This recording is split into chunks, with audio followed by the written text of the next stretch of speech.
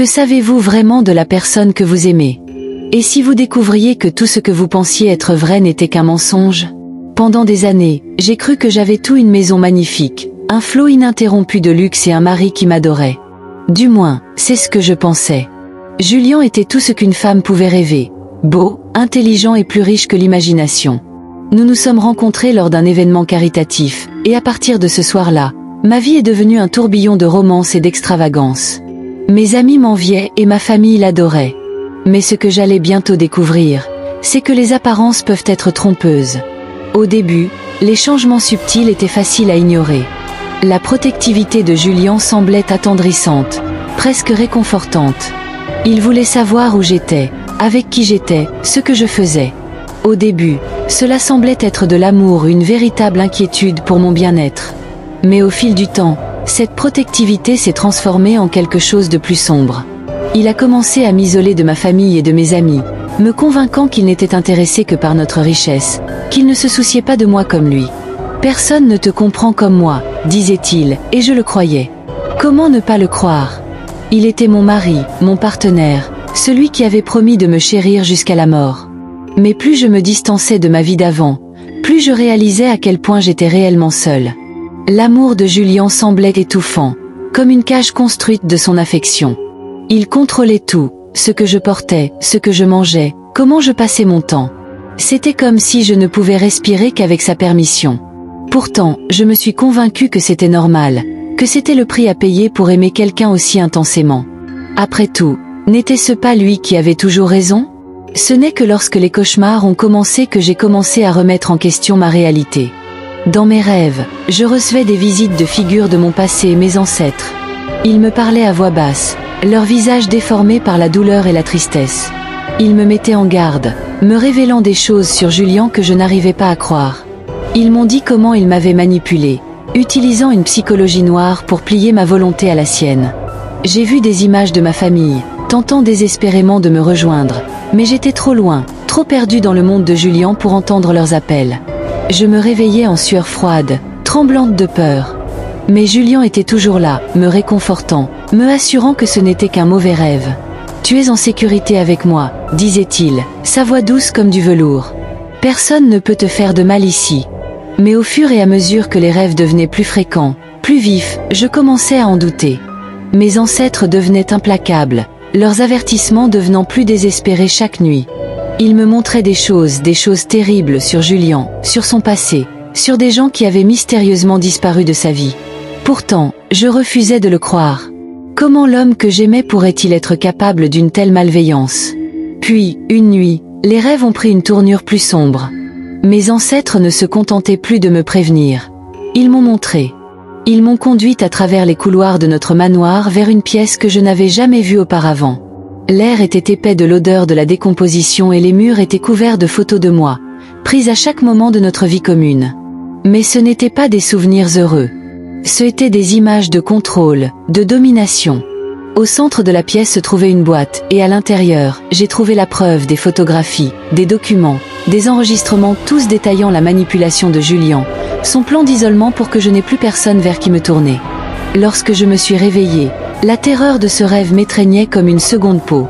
Je ne pouvais plus nier la vérité. Mon mari était un monstre, un maître de la psychologie noire qui avait tordu mon esprit pour répondre à ses besoins. Et j'étais sa prisonnière. Je savais que je devais m'échapper. Mais comment? Julien contrôlait tout, mon argent, mon téléphone, même le personnel de la maison. Il n'y avait personne en qui je pouvais avoir confiance. Personne, sauf les esprits de mes ancêtres. Présence, me guidant, me montrant le chemin de la sortie. Tout a commencé par de petites choses, des clés cachées à des endroits que seul moi connaîtrais, des portes qui auraient dû être verrouillées soudainement laissées ouvertes. C'était comme s'il me guidait, étape par étape, vers ma liberté. J'ai commencé à me préparer en secret, rassemblant tout ce que je pouvais, des vêtements, de l'argent, tout ce qui pourrait m'aider à survivre une fois dehors. Chaque nuit, je jouais la femme dévouée, préparant le dîner de Julien, écoutant ses interminables monologues sur ses affaires, sur le fait qu'il était le seul à vraiment me comprendre.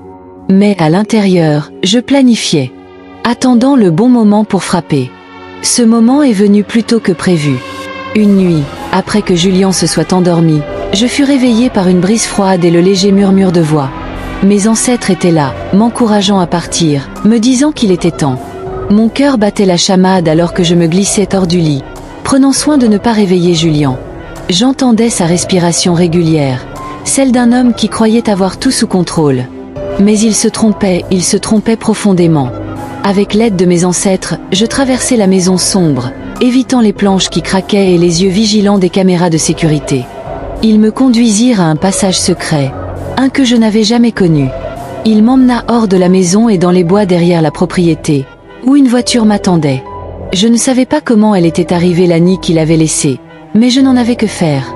Je montai dedans et roulai aussi vite que je pouvais, n'osant pas regarder en arrière.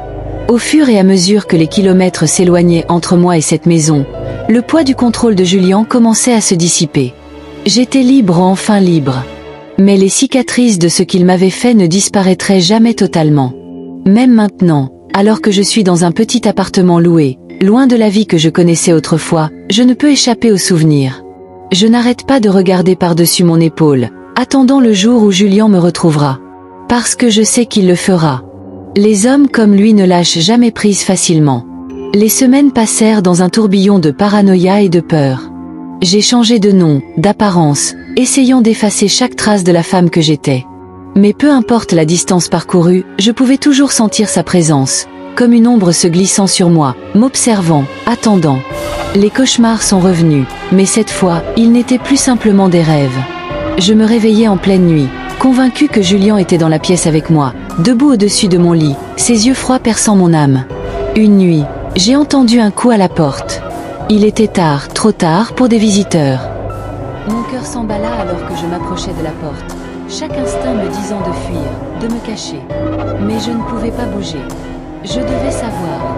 Je devais voir. J'ouvris la porte, et là il était Julian, debout dans la lumière tamisée du couloir, son visage un masque de calme et de contrôle. Tu ne pensais pas pouvoir te cacher de moi éternellement, n'est-ce pas? Sa voix était douce, presque gentille, mais derrière elle se cachait une obscurité, une malveillance froide et calculatrice qui me glaça jusqu'aux os. J'essayai de refermer la porte, mais il était trop rapide. Il força son entrée, sa prise sur mon bras aussi froide que de la glace. « Tu es à moi », murmura-t-il, son souffle chaud contre mon oreille. « Tu l'as toujours été. » Mon esprit s'emballa, cherchant désespérément une sortie. Mes ancêtres, où étaient-ils? Pourquoi ne m'aidaient-ils pas? La panique s'empara de moi alors que je réalisais que j'étais seule, piégée avec l'homme qui m'avait tout pris. Mais alors, juste au moment où je sentais que tout espoir m'échappait, je les ai entendus, les murmures. D'abord faibles, mais devenant plus forts, plus puissants. Ils étaient avec moi, me guidant, me donnant de la force. Je me suis tordue dans l'emprise de Julian, me libérant. Il recula, momentanément surpris. C'était tout ce dont j'avais besoin. Je courus vers la cuisine, saisissant la première chose que je pouvais, un couteau. Je me suis tournée vers lui, mes mains tremblant mais ma détermination inébranlable. « Tu ne me contrôleras plus », dis-je, ma voix calme malgré la terreur qui m'envahissait. Julian éclata de rire, un son bas et menaçant qui fit courir un frisson dans mon dos. « Tu penses que tu peux m'arrêter ?» Il ricana, s'approchant encore. « Tu n'es rien sans moi. Juste une petite fille effrayée jouant à être forte. » Mais je ne jouais pas. J'en avais fini d'avoir peur.